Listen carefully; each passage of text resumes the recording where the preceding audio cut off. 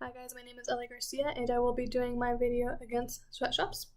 So with globalization and the drive for nations to grow their economy, revenue is created through manufacturing and manual labor, and while this creates jobs, boosts the economy, and creates some positive externalities, we need to look behind the scenes into how this is all being done. The people most affected in these environments were women and children. I'm going to be focusing on two countries, which are going to be China and Bangladesh. And while some conditions were a little bit more extreme than others, the same issues that often popped up were lack of job security, child labor, demands to complete tasks within a short time frame, no workers' compensation, lack of sanitary conditions, and short time to no worker breaks.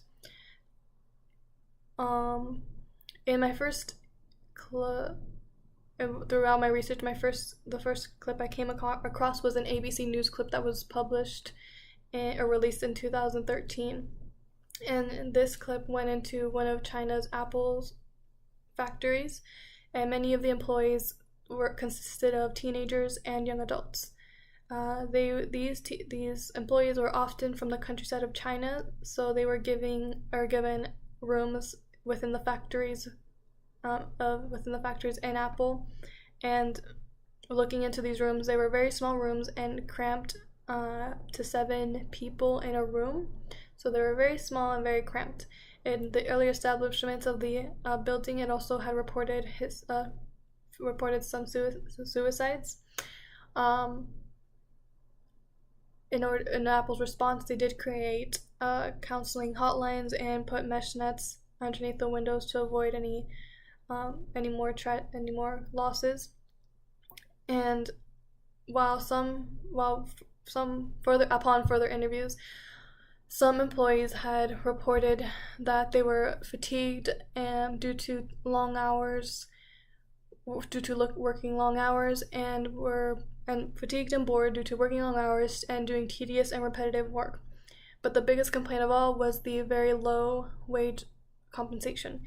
They had reported to have been working for 25 cents an hour, and upon further research, I found that China's average manufacturing wage is only 64 cents an hour. So essentially, they were being paid slightly less than the average wage in China.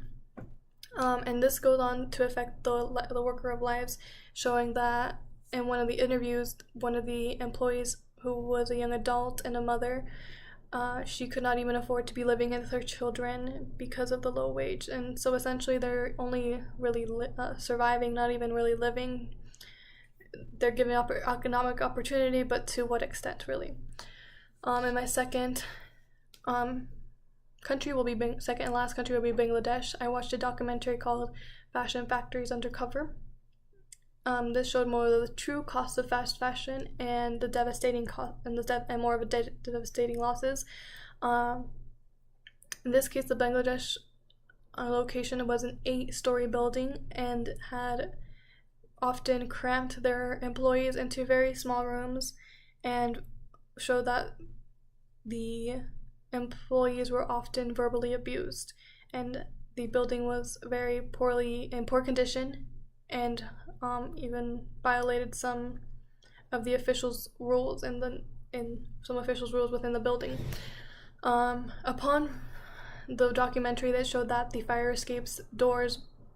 the fire escape doors were even locked due to the building owner not wanting any of the employees to leave. So this created a safety hazard for the employees in the case that if there were a fire, there'd be very limited options to escape in the case that a fire occurred. Due to the cracks in the walls that had been found throughout this documentary, an official was called in and had evicted the employees to no longer work in the building, but the building manager went against his words and unfortunately told them that it was a safe place to work in and to continue working. And days later, the building had collapsed and killed 1,000 people and further injuring 2,500 more. And this is just one of the extreme cases that was found within my research. Upon doing more research in Bangladesh, I found that Bangladesh is actually one of the countries that has the lowest workers' hourly wage, which is just 13 cents an hour. Children as young as 6 to 7 years old can also be seen working in these conditions as well, to as long as 16 hours per day. It is also estimated that about 1.3 million children are working just in order to support their families, again, like the Chinese workers. So again, while this does give some economic opportunity, I asked to what cost, and that we should look more into the fine prints of who we're buying from and advocating for more ethical working conditions.